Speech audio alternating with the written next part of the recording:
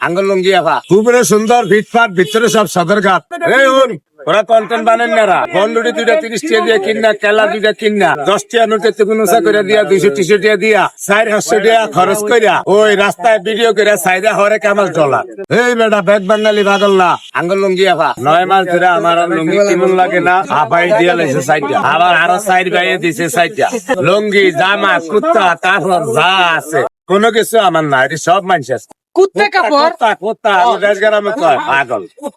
আপনি লুঙ্গি দেয় এই জন্য লুঙ্গি আফা কোন? হ্যাঁ লুঙ্গি আফা আমি সেই তো হেয়ার ফেস আমি দেই আমি ফলো দেই। তাহলে আমি আপনার টাকা দিম আপনি আমার টাকার মেশিন কইেন।